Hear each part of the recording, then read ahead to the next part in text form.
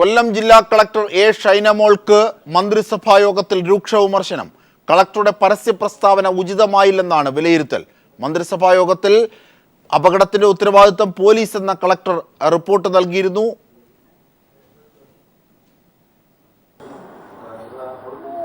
Report ADMന്റെ വളരെ clear ആയിരുന്നു.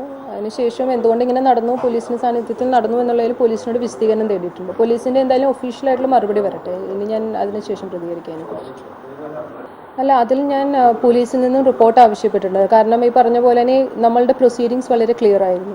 അത് നിരസിച്ച് ഉത്തരവായിട്ടുള്ളതാണെന്നുള്ള പ്രൊസീഡിങ്സ് ക്ലിയർ ആയിരുന്നു. അതിലൊരു ഡയറക്ഷൻ ഉള്ളതാണ്, അത് പോലീസിന് എത്തിച്ചതുമാണ്. അപ്പോൾ അതിനുശേഷം ഞങ്ങളുടെ ഭാഗത്തുനിന്ന് ചെയ്യേണ്ടത് മുഴുവൻ ജോലിയും ഇതിൽ ചെയ്തിട്ടുണ്ട്. എന്തുകൊണ്ട് അങ്ങനെ പോലീസിൻ്റെ സാന്നിധ്യത്തിൽ നടന്നു എന്നുള്ളതിന് മറുപടി എനിക്ക് ഒഫീഷ്യലായിട്ട് ഇതുവരെ കിട്ടിയിട്ടില്ല. അതൊന്ന് കിട്ടട്ടെ, ഒന്ന് വരെ വെയിറ്റ് ചെയ്യാം. തീർച്ചയായും അത് ADM ആണ് ഇപ്പോഴത്തെ നിലവിലിരിക്കുന്ന വ്യവസ്ഥിതി അനുസരിച്ചിട്ട് ഫയർ വർക്സിന് പെർമിഷൻ കൊടുക്കുന്നതും നിഷേധിക്കുന്ന ADM ആണ്. ADM അതിൻ്റെ പ്രൊസീഡിങ്സ് ഇറക്കിയിരുന്നു. അതും അതിൻ്റെ പ്രൊസീജിയർ ഫോളോ ചെയ്തുകൊണ്ട് തന്നെ പ്രൊസീഡിങ്സ് ഇറക്കിയിരുന്നു. അത് അവർക്ക് എത്തിച്ചു കൊടുക്കുകയും ചെയ്തു.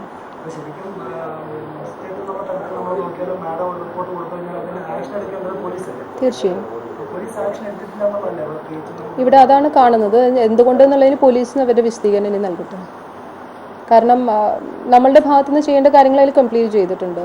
നിരസിച്ച് ഉത്തരവായിട്ടുണ്ട്, അതിൻ്റെ കോപ്പി അവർക്ക് എത്തിച്ചു കൊടുത്തിട്ടുണ്ട്. അതിൽ അവർക്കുള്ള ഡയറക്ഷനുണ്ട്. പരവൂർ ദുരന്തത്തിന്റെ ഉത്തരവാദി സർക്കാരെന്ന് CPIM പോളിറ്റ് ബ്യൂറോ അംഗം പിണറായി വിജയൻ. അപകടത്തിന്റെ ഉത്തരവാദിത്വം സർക്കാർ ഏറ്റെടുക്കണമെന്നും വെടിക്കെട്ട് തടയാൻ ഉത്തരവിട്ടവരെ നിശബ്ദരാക്കുന്നതിന്റെ ഫലമാണ് അപകടമെന്നും പിണറായി വിജയൻ പറഞ്ഞു. ഹൈക്കോടതിയുടെ വിമർശനം സർക്കാരിനെതിരെയാണ് വലിയ തോതിൽ ഉയർന്നിട്ടുള്ളത്. അവിടെ നടന്ന കാര്യങ്ങളാകെ പരിശോധിച്ചാൽ സർക്കാരാണ് പലരെയും നിശബ്ദമാക്കിയത് എന്ന് കാണാൻ പറ്റും. അപ്പോൾ ഉത്തരവാദിത്വം സർക്കാർ തന്നെയാണ് ഏറ്റെടുക്കേണ്ടത്. സർക്കാരിൻ്റെ ഇടപെടലിലൂടെ നേരത്തെ ഇത് തടഞ്ഞവരെ അടക്കം നിശബ്ദമാക്കിയതിൻ്റെ ഭാഗമായി സംഭവിച്ചതാണ്. അതുകൊണ്ടാണ് സർക്കാരാണ് ഉത്തരവാദി എന്ന് പറയുന്നത്. പരവൂർ വെടിക്കെട്ട് അപകടത്തിൽ ഏത് അന്വേഷണത്തിനും തയ്യാറെന്ന് മുഖ്യമന്ത്രി ഉമ്മൻചാണ്ടി. CBI അന്വേഷണത്തിന് സർക്കാർ തയ്യാറാണെന്നും ഇക്കാര്യം ഹൈക്കോടതിയെ അറിയിക്കാനും മന്ത്രിസഭായോഗത്തിൽ തീരുമാനമായി. മന്ത്രിസഭാ ഉപസമിതി നാളെ പരവൂർ സന്ദർശിക്കും. സർക്കാരിന് ഏത് അന്വേഷണത്തിനും ഒരു വിരോധവുമില്ല.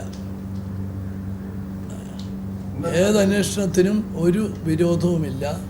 പക്ഷേ ഗവൺമെൻറ് എല്ലാ വശങ്ങളും പരിശോധിച്ച ശേഷമായിരിക്കും തീരുമാനമെടുക്കുന്നത്. അല്ല, അതിന് വരും, അതിൻ്റെ സമയമാകുമ്പോൾ അത് വരും നിശ്ചയമായിട്ടും. സമ്പൂർണ്ണ വെടിക്കെട്ട് നിരോധനം ഏർപ്പെടുത്തണമെന്ന് DGP TP സെൻകുമാർ. പോലീസിന്റെ ഈ നിലപാട് DGP അഡ്വക്കേറ്റ് ജനറലിനെ അറിയിച്ചു.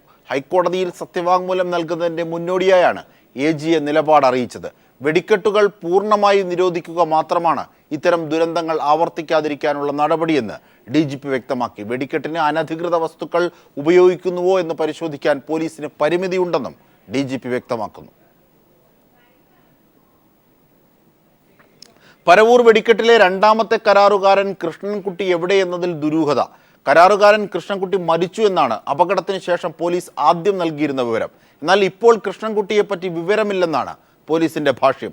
അപകട ദിവസം പുലർച്ചെ കൃഷ്ണൻകുട്ടിയെ വർക്കലയിൽ കണ്ടതായും നാട്ടുകാർ പറയുന്നു. പരവൂർ വെടിക്കെട്ട് ദുരന്തത്തിന് ഉത്തരവാദി ആരെന്ന ചോദ്യം ബാക്കി നിൽക്കെ രണ്ടാം കരാറുകാരൻ എവിടെയെന്നത് സംബന്ധിച്ച ദുരൂഹതയാണ് ഇപ്പോൾ പുതിയ വിവാദത്തിന് തിരികൊളുത്തിയിരിക്കുന്നത്. വെടിക്കെട്ടിൽ ഉഗ്രസ്ഫോടനശേഷിയുള്ള വസ്തുക്കൾ ഉപയോഗിച്ചെന്ന റിപ്പോർട്ടുകൾ പുറത്തുവരുമ്പോഴും കരാറുകാരനായ വർക്കല സ്വദേശി കൃഷ്ണൻകുട്ടി അപകടത്തിൽ മരിച്ചോ ഇല്ലയോ എന്ന് ഭരണകൂടത്തിനും പോലീസിനും വ്യക്തതയില്ല. കൊട്ടിയം ഹോളിക്രോസ് ആശുപത്രിയിലെത്തിച്ച മൃതദേഹങ്ങളിലൊന്ന് കൃഷ്ണൻകുട്ടിയുടേതാണെന്ന് ആശുപത്രി അധികൃതർ സ്ഥിരീകരിക്കുമ്പോൾ കൃഷ്ണൻകുട്ടിയെക്കുറിച്ച് അറിയില്ലെന്നാണ് പോലീസിന്റെ ഭാഷ്യം. മാത്രമല്ല, അപകടം നടന്നതിന് ശേഷം കൃഷ്ണൻകുട്ടിയെയും ഭാര്യ അനാർക്കലിയെയും വർക്കലയിലെ വീട്ടിൽ കണ്ടതായി സമീപവാസികളും പറയുന്നു. എന്നാൽ ഇപ്പോൾ ഇവരെ മാത്രമല്ല, അടുത്ത ബന്ധുക്കളെ പോലും കണ്ടെത്താൻ പോലീസിന് ആകുന്നില്ല. ഇവരുടെ പരവൂരിലെ വീട്ടിൽ പോലീസ് നടത്തിയ റെയ്ഡിൽ 5 കിലോ കരിമരുന്നും അലുമിനിയം പൊടിയും 10 ചാക്കോളം പടക്കങ്ങളും അമ്മിട്ടുകളും പോലീസ് കണ്ടെടുക്കുകയും ചെയ്തു. എന്നാൽ കൃഷ്ണൻകുട്ടി എവിടെയെന്ന ചോദ്യം ഇപ്പോഴും ബാക്കിയാവുകയാണ്. കൃഷ്ണൻകുട്ടിയെക്കുറിച്ച് അന്വേഷിക്കുന്ന കാര്യത്തിൽ പോലീസും നിഷ്ക്രിയത്വം കാണിക്കുന്നു. പരവൂരിൽ മത്സരക്കമ്പം തന്നെയാണ് നടന്നതെന്ന് തെളിഞ്ഞ സാഹചര്യത്തിലും നിരോധിത വെടിമരുന്നുകൾ ഉപയോഗിച്ചതായി കണ്ടെത്തിയ സാഹചര്യത്തിലും കൃഷ്ണൻകുട്ടിയുടെ തിരോധാനം വലിയ ദുരൂഹത തന്നെയാണ് ബാക്കിവെക്കുന്നത്. News desk. തൃശൂർ പൂരത്തിന്റെ ഭാഗമായുള്ള കടകപൂരങ്ങൾ ചടങ്ങ് മാത്രമാക്കാൻ പൂരസംഘാടക സമിതിയുടെ സംയുക്ത യോഗം തീരുമാനിച്ചു. വാർത്തകളിലേക്ക്. തൃശൂർ പൂരത്തിന്റെ ഭാഗമായുള്ള ഘടകപൂരങ്ങൾ ചടങ്ങ് മാത്രമാക്കാൻ പൂരസംഘാടക സമിതിയുടെ സംയുക്ത യോഗം തീരുമാനിച്ചു. വെടിക്കെട്ട് നിരോധനത്തിന് ഇളവ് ലഭിച്ചില്ലെങ്കിലാകും നടപ്പിലാക്കുക. സംഘാടക സമിതിയുടെ തീരുമാനം ഹൈക്കോടതിയെ അറിയിക്കും. അതിനിടെ വെടിക്കെട്ട് നിരോധിക്കാനുള്ള കേസിൽ കക്ഷി ചേരാൻ തിരുവമ്പാടി പാറമേക്കാവ് ദേവസ്വങ്ങൾ ഹൈക്കോടതിയെ സമീപിച്ചു. വിവരങ്ങളുമായി ദിൽജിത്ത് ഞങ്ങളുടെ പ്രതിനിധി ചേരുകയാണ്. ദിൽജിത്ത്, ഏറ്റവും പുതിയ വിവരങ്ങൾ എന്തൊക്കെ? അജിംഷാദ്, ഇപ്പോൾ തിരുവമ്പാടി പാറമേക്കാവ് ദേവസ്വങ്ങളുടെ സംയുക്ത യോഗത്തിന്റെ തീരുമാനപ്രകാരം ഇപ്പോൾ ഹൈക്കോടതിയെ സമീപിച്ചിരിക്കുകയാണ്. 2007 തങ്ങൾക്ക് അനുകൂലമായി സുപ്രീം കോടതിയിൽ നിന്ന് ലഭിച്ചിട്ടുള്ള ഉത്തരവിന്റെ പകർപ്പ് ഉൾപ്പെടെയാണ് ഇപ്പോൾ ഹൈക്കോടതിയിൽ ഹാജരാക്കിയിരിക്കുന്നത്. രാത്രി വെടിക്കെട്ട് നിരോധിച്ചുകൊണ്ടുള്ള 2005 സുപ്രീം കോടതി ഉത്തരവിൽ ഇളവ് ആവശ്യപ്പെട്ടുകൊണ്ട് തൃശൂർ പൂരം ഉൾപ്പെടെയുള്ള കേരളത്തിലെ ഫെസ്റ്റിവൽ കോർഡിനേഷൻ കമ്മിറ്റിയുടെ നേതൃത്വത്തിൽ 2007 സുപ്രീം കോടതിയെ സമീപിച്ചിരുന്നു. ഈ ഒരു സമയത്ത് രാത്രി 10 മണിക്ക് ശേഷമുള്ള വെടിക്കെട്ടിൽ പ്രത്യേക ഇളവ് അനുവദിച്ചിട്ടുണ്ടായിരുന്നു. ഈ ഉത്തരവിന്റെ കോപ്പി ഉൾപ്പെടെയാണ് ഇപ്പോൾ ഹൈക്കോടതിയിൽ ഹാജരാക്കിയിട്ടുള്ളത്. തങ്ങളെ കൂടി കേസ് പ്രത്യേകിച്ച് 14 വൈകിട്ട് കേസ് പരിഗണിക്കാൻ ഇരിക്കുന്ന പശ്ചാത്തലത്തിൽ കൂടിയാണ് ഇപ്പോൾ പൂരം സംഘാടക സമിതിയെ കൂടി കക്ഷി ചേർത്തുകൊണ്ട് കേസ് മുമ്പോട്ട് കൊണ്ടുപോകാനായി, അല്ലെങ്കിൽ നാളത്തെ വാരത്തിൽ തങ്ങളുടെ വാദം കൂടി കേൾക്കാനും തങ്ങൾക്ക് സമർപ്പിക്കാനുള്ള രേഖകൾ പരിശോധിക്കാനുള്ള അനുവാദം നേടിക്കൊണ്ടാണ് ഇപ്പോൾ ഇത്തരത്തിൽ ഒരു അപേക്ഷ ഹൈക്കോടതിയിൽ എത്തിയിരിക്കുന്നത്. ഏതായാലും കോടതി ഇക്കാര്യത്തിൽ എന്ത് തീരുമാനം കൈക്കൊള്ളണമെന്നുള്ള തീരുമാനം കൂടി പുറത്തു വരേണ്ടതുണ്ട്. അതോടൊപ്പം തന്നെ ഇപ്പോൾ ഇന്നലെ തിരുവമ്പാടി പാറമേക്കാവ് ദേവസ്വങ്ങൾ സംയുക്തമായി എടുത്ത തീരുമാനത്തെ ഘടകപൂരങ്ങൾ പിന്തുണച്ചിട്ടുണ്ട്. പ്രത്യേകിച്ച് 8 ഘടകപൂരങ്ങളാണ് തൃശൂർ പൂരത്തിൽ പങ്കെടുക്കുന്നത്. ഈ ഘടകപൂരങ്ങളിലെ ദേവസ്വം പ്രതിനിധികൾ ഇപ്പോൾ തിരുവമ്പാടി ദേവസ്വം ഓഫീസിൽ എത്തിച്ചേർന്ന് അവിടെ സംയുക്തമായി ചർച്ച നടത്തി. ഈ ഒരു ചർച്ചയിലും വെടിക്കെട്ടിന് അനുമതി ലഭിച്ചില്ലെങ്കിൽ ബാക്കി എഴുന്നള്ളത്ത്, കുടമാറ്റം ഉൾപ്പെടെയുള്ള മറ്റ് എല്ലാ ചടങ്ങുകളും ഒഴിവാക്കുന്നതിനൊപ്പം തന്നെ ആ ഘടകക്ഷേത്രങ്ങളിൽ നിന്ന് ആചാരപരമായി നൂറ്റാണ്ടുകളായി നടത്തിക്കൊണ്ടിരിക്കുന്ന എല്ലാ ചടങ്ങുകളും ഒഴിവാക്കിക്കൊണ്ട് പൂരം ചടങ്ങിൽ മാത്രമായി ഒതുക്കാനുള്ള ഒരു തീരുമാനത്തിലാണ് ഇപ്പോൾ എത്തിച്ചേർന്നിരിക്കുന്നത്. ഏതായാലും ഇതോടൊപ്പം തന്നെ പോലീസിന്റെ ഭാഗത്തുനിന്നും ഈ പൂരത്തിനായുള്ള നടപടികൾ നടന്നു വരുന്നു. പ്രത്യേകിച്ച് സിറ്റി പോലീസ് കമ്മീഷണർ KG സൈമന്റെ നേതൃത്വത്തിൽ ഇപ്പോൾ പത്രസമ്മേളനം അല്പസമയം മുമ്പ് നടത്തിയിരുന്നു. പൂരത്തിന്റെ സംഘാടനത്തിനാവശ്യമായുള്ള സുരക്ഷ, പോലീസിന്റെ ഭാഗത്തുനിന്ന് സാധ്യമായ സുരക്ഷയെല്ലാം ഒരുക്കുമെന്ന കാര്യമാണ് സിറ്റി പോലീസ് കമ്മീഷണർ അറിയിച്ചിട്ടുള്ളത്. ഏതായാലും ഇപ്പോൾ കക്ഷി ചേരാനുള്ള അപേക്ഷയിൽ ഹൈക്കോടതി എന്ത് തീരുമാനമാണ് കൈക്കൊള്ളുന്നത് എന്നതാണ് ഇപ്പോൾ എല്ലാവരും കാത്തിരിക്കുന്നത്. ശരി, ദിൽജിത്താണ് വിവരങ്ങൾ നൽകിയത്. വെടിക്കെട്ട് അപകടം നടന്ന പുറ്റിങ്ങൽ ക്ഷേത്രത്തിലും പരിസരങ്ങളിലും കേന്ദ്ര ആഭ്യന്തര മന്ത്രാലയത്തിന്റെ വിദഗ്ധ സംഘം തെളിവെടുപ്പ് നടത്തുന്നു. പരവൂർ വെടിക്കെട്ട് അപകടത്തിൽ കൊല്ലപ്പെട്ടവരുടെ DNA പരിശോധന ഇന്ന് ആരംഭിക്കും. 13 മൃതദേഹങ്ങളാണ് ഇനി തിരിച്ചറിയാനുള്ളത്. വിവരങ്ങളുമായി രാജ്കുമാർ ചേരുകയാണ്. രാജ്കുമാർ, പരിശോധനയെ സംബന്ധിച്ചും ഒപ്പം DNA പരിശോധനയെ സംബന്ധിച്ചും. കേന്ദ്ര ആഭ്യന്തര മന്ത്രാലയത്തിന്റെ ഈ കെമിക്കൽ എക്സ്പേർട്സ് ഉൾപ്പെടുന്ന സംഘമാണ് ഇവിടെ വന്ന് പരിശോധന നടത്തുകയും സാമ്പിളുകൾ ശേഖരിക്കുകയും ചെയ്തത്. അവർ ദൃശ്യങ്ങളും പകർത്തിയിട്ടുണ്ട്, ചിത്രങ്ങളും പകർത്തിയിട്ടുണ്ട്. 3 അംഗ സംഘമാണ് എത്തിയിരുന്നത്. ഡൽഹിയിൽ നിന്നുള്ള നേരിട്ടുള്ള ഉന്നതതല സംഘമാണ് എത്തിയത്. ഇവരിതിന്റെ വിശദമായ ശാസ്ത്രീയമായ പഠന റിപ്പോർട്ടാണ്, അന്വേഷണ റിപ്പോർട്ടാണ് കേന്ദ്ര ആഭ്യന്തര മന്ത്രാലയത്തിന് കൈമാറുക. ഇതിനുശേഷം കേന്ദ്ര ആഭ്യന്തര മന്ത്രാലയത്തിന് തന്നെ മറ്റു പല വിങ്ങുകളും ഇവിടെ എത്തുമെന്നാണ് ഇപ്പോൾ ലഭിക്കുന്ന സൂചന. ഈ കേന്ദ്രം സംസ്ഥാനം നൽകുന്ന റിപ്പോർട്ടുകളുടെ ഒരു വിശ്വാസ്യതയും, അല്ലെങ്കിൽ അവരെ ന്യായീകരിച്ചുകൊണ്ട് സംസ്ഥാന സർക്കാരിന് കീഴിലുള്ള ഉദ്യോഗസ്ഥർ നൽകുന്ന അതിന്റെ റിപ്പോർട്ടുകളിൽ ഒരു വിശ്വാസ്യത കുറവ് കൊണ്ട് ഇത് സംഭവിക്കുന്നു എന്നുള്ളതാണ് നമുക്ക് മനസ്സിലാക്കാൻ സാധിച്ചിട്ടുള്ളത്. ഇവിടെ പ്രധാനമന്ത്രിയും കേന്ദ്രമന്ത്രിമാരും ഒക്കെ വന്ന് സന്ദർശിക്കുകയും കേന്ദ്രം ഇത് അന്വേഷിക്കുകയും ചെയ്തിരുന്നു. ഈ സാഹചര്യത്തിലാണ് സംസ്ഥാന സർക്കാരിനെ പൂർണ്ണമായും വിശ്വാസത്തിലെടുക്കാതെ ഏതെങ്കിലും നിരോധിക്കപ്പെട്ട കെമിക്കലുകൾ, ഇതിലെ രാസപദാർത്ഥങ്ങൾ സ്ഫോടനത്തിന് ഉപയോഗിച്ചിട്ടുണ്ടോ, നിയമങ്ങൾ എത്രമാത്രം ലംഘിക്കപ്പെട്ടു, ഇതിന്റെ പിന്നിലെ കുറ്റവാളികൾ ആര് തുടങ്ങിയ കാര്യങ്ങളാണ് പ്രാഥമികമായി കേന്ദ്ര സർക്കാർ വിലയിരുത്തുന്നത്. ഒരുപക്ഷെ ഇവിടെ മാത്രമല്ല, ഇപ്പൊ DNA പരിശോധനയുടെ കാര്യമെന്ന് അത് പറഞ്ഞാൽ കൊല്ലം ജില്ലാ ആശുപത്രിയിൽ ഇതിനുവേണ്ടി പ്രത്യേക കൗണ്ടർ ആരംഭിച്ചിട്ടുണ്ട്. 13 പേരുടെ മൃതശരീരം ഇപ്പോഴും തിരിച്ചറിയാനുണ്ട്. 21 പേരെ കാണാനില്ലെന്ന് കാട്ടി ബന്ധുക്കൾ പരവൂർ പോലീസ് സ്റ്റേഷനിൽ പരാതി നൽകിയിട്ടുണ്ട്. ഇനിയും നിരവധി പരാതികൾ ലഭിക്കാനുണ്ടെന്ന് തന്നെയാണ് പോലീസിന്റെ നിഗമനം. അതേസമയം ഈ 13 മൃതശരീരങ്ങൾ എന്ന് പറയുമ്പോൾ പലതും ചാക്കിൽ കെട്ടിയ നിലയിലാണ്. ഇതിൽ ഒരാളുടെയാണോ അതോ കൂടുതൽ പേരുടെ മൃതദേഹങ്ങളുടെ അവശിഷ്ടങ്ങൾ ഉണ്ടോ തുടങ്ങിയ കാര്യങ്ങളും പരിശോധിച്ചു വരുന്നു.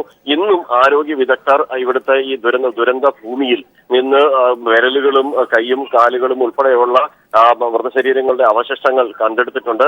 അത്രമാത്രം വലിയ ഒരു സ്ഫോടനവും വലിയ ഒരു ദുരന്തവുമാണ് ഇവിടെ സംഭവിച്ചത്.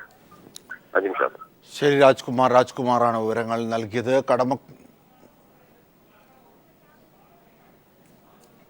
മറ്റു വാർത്തകളിലേക്ക്. കടമക്കുടി വയൽ നികത്തൽ സംബന്ധിച്ച് മന്ത്രിസഭാ യോഗത്തിന്റെ നടപടിക്കുറിപ്പുകൾ പീപ്പിൾ TV പുറത്തുവിട്ടു. ബന്ധപ്പെട്ട വകുപ്പുകൾ അറിയാതെയാണ് വിഷയം മന്ത്രിസഭയിലെത്തിയത്. കടമക്കുടി പദ്ധതി പൊതു താൽപര്യത്തിന്റെ പരിധിയിൽ വരില്ലെന്ന നെൽവയൽ തണ്ണീർത്തട സംസ്ഥാന സമിതിയുടെ എതിർപ്പ് റവന്യൂ വകുപ്പ് അറിയിച്ചിരുന്നു. ഇത് മറികടന്നാണ് ഫെബ്രുവരി 25 ചേർന്ന മന്ത്രിസഭാ യോഗത്തിൽ വയൽ നികത്താൻ തീരുമാനമെടുത്തത്. തെരഞ്ഞെടുപ്പ് പ്രഖ്യാപനത്തിന് തൊട്ടുമുൻപ് ചേർന്ന ഫെബ്രുവരി 25 മന്ത്രിസഭാ യോഗത്തിലാണ് എറണാകുളം ജില്ലയിലെ കടമക്കുടിയിൽ 47 ഏക്കർ നെൽവയൽ നികത്താൻ അനുമതി നൽകിയത്. മെഡിക്കൽ ടൂറിസത്തിനായി സൂപ്പർ സ്പെഷ്യാലിറ്റി ആശുപത്രി സ്ഥാപിക്കാൻ വയൽ നികത്താനായിരുന്നു അനുമതി. പിന്നീട് വിവാദമായ തീരുമാനത്തിന്റെ മന്ത്രിസഭാ നടപടിക്കുറിപ്പുകളാണ് പീപ്പിൾ പുറത്തുവിട്ടത്. റവന്യൂ വകുപ്പ് ഉൾപ്പെടെ ബന്ധപ്പെട്ട വകുപ്പുകൾ അറിയാതെയാണ് മന്ത്രിസഭയിൽ വിഷയമെത്തിയത്. മന്ത്രിസഭാ തീരുമാനം അറിയിച്ച് മുഖ്യമന്ത്രിക്ക് വേണ്ടി ചീഫ് സെക്രട്ടറി തയ്യാറാക്കിയ നടപടിക്കുറിപ്പാണ് മറ്റു വകുപ്പുകളുടെ പരിഗണനയ്ക്കെത്തിയത്. നടപടിക്രമങ്ങൾ അനുസരിച്ച് മറ്റു വകുപ്പുകളുടെ പരിശോധനയ്ക്ക് ശേഷമാണ് പദ്ധതി മന്ത്രിസഭയുടെ പരിഗണനയ്ക്ക് വരേണ്ടത്. 2008 നെൽവയൽ തണ്ണീർത്തട സംരക്ഷണ നിയമം അനുസരിച്ച് വയൽ നികത്താൻ അനുമതി നൽകേണ്ടത് ഇതിനായുള്ള സംസ്ഥാനതല സമിതിയാണ്. മെഡിക്കൽ ടൂറിസം പദ്ധതി പൊതു താൽപര്യത്തിന്റെ പരിധിയിൽ വരില്ലെന്നാണ് സംസ്ഥാനതല സമിതി റിപ്പോർട്ട് നൽകിയത്. ഇക്കാര്യം മന്ത്രിസഭാ കുറിപ്പിൽ റവന്യൂ വകുപ്പ് രേഖപ്പെടുത്തിയിട്ടുണ്ട്. എതിർപ്പ് മറികടന്നായിരുന്നു തീരുമാനമെന്നും രേഖകളിൽ വ്യക്തമാണ്. മുഖ്യമന്ത്രി മുൻകൈയെടുത്താണ് പദ്ധതിയുടെ വിശദാംശങ്ങൾ മന്ത്രിസഭയിലെത്തിയതെന്നാണ് വിവരം. KPCC അധ്യക്ഷൻ ഉൾപ്പെടെ പ്രതിഷേധിച്ചപ്പോഴും റവന്യൂ വകുപ്പിന്റെ ഉത്തരവിനെ പരസ്യമായി ന്യായീകരിച്ച് മുഖ്യമന്ത്രി രംഗത്ത് വരികയും ചെയ്തിരുന്നു. MR സജീഷ്, തിരുവനന്തപുരം. വാർത്തകളിലേക്ക്. മുല്ലപ്പെരിയാർ കേസിൽ തമിഴ്നാടിന് തിരിച്ചടി. അണക്കെട്ടിന്റെ സുരക്ഷയ്ക്കായി കേന്ദ്രസേനയെ വിന്യസിക്കണമെന്ന തമിഴ്നാടിന്റെ ആവശ്യം സുപ്രീം കോടതി അംഗീകരിച്ചില്ല. ഇതേ തുടർന്ന് തമിഴ്നാട് ഹർജി പിൻവലിച്ചു. നേരത്തെ അണക്കെട്ടിന്റെ സുരക്ഷയ്ക്ക് CISFന്റെ സഹായം ആവശ്യമില്ലെന്ന് കേന്ദ്ര സർക്കാരും വ്യക്തമാക്കിയിരുന്നു.